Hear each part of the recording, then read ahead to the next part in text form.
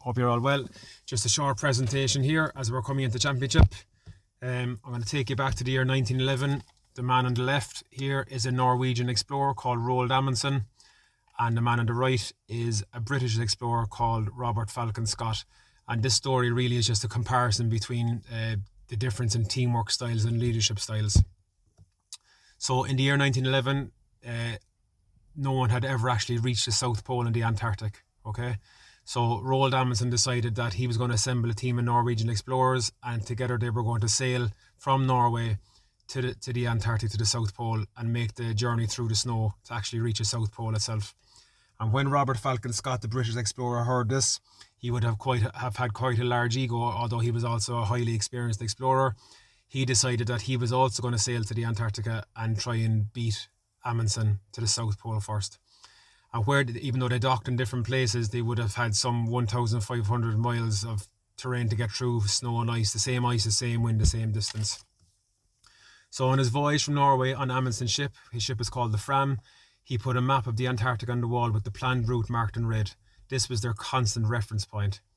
The navigation sheets for the route, he handed them all out to the team.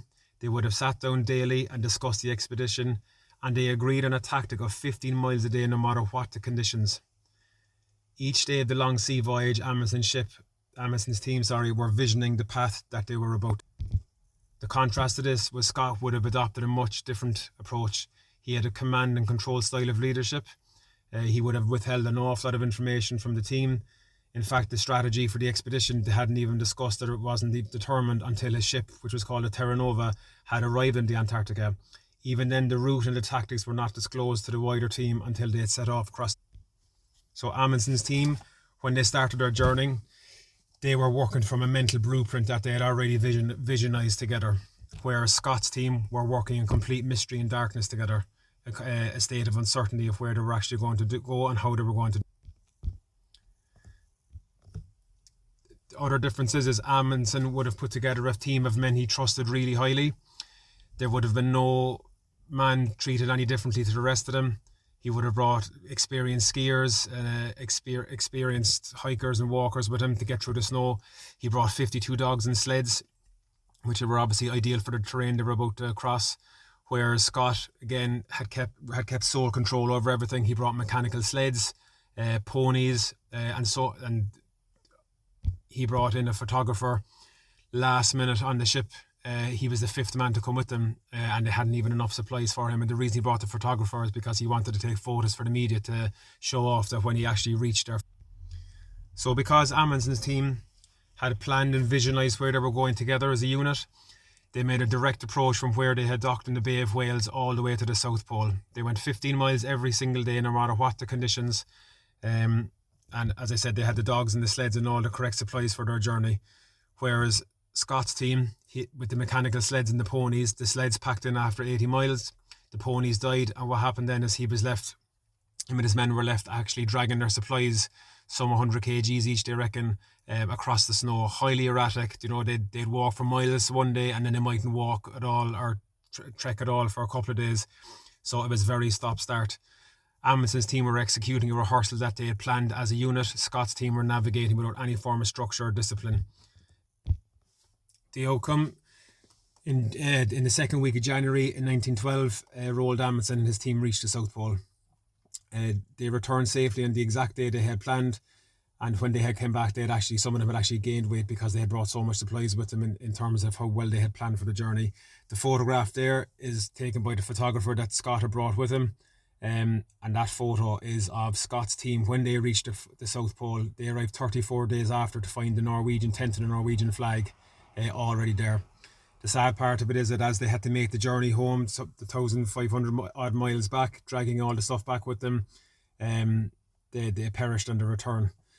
And I suppose years later, Scott's body was found along with his diary and the photographer and the photos and all that type of stuff. And the real difference was that Scott led a collection of individuals who were all focused on me. They all had egos. He kept them all in the dark and led to huge amounts of fighting and negativity within the group, whereas Amundsen was leading a team. They had accepted a unity and purpose and ultimately succeeded in achieving their goal. So instead of me, it became we. And when it was put to Amundsen, when they found Scott's body in his diary, Scott had wrote in his diary every single day in the journey, and he had documented so well about how negative the journey was in terms of the men arguing, constantly fighting, and all the trouble they had. Amundsen quoted a famous proverb back to the newspaper who was interviewing him, and he said, "One tree can make 1,000 matches, but one match can end up burning 1,000 trees." So when we had our first workshop, I handed out the value sheets, you might remember them, and some 34, 35 of you have all sent me back your top 5 values, and also filled out the Google Sheets form. And I suppose you're probably wondering what I wanted all this stuff for. So when I put all the values together, these are the top 3 values that come from our group. Hard work was head and shoulders above the most common one that came back, followed by trust and followed by teamwork.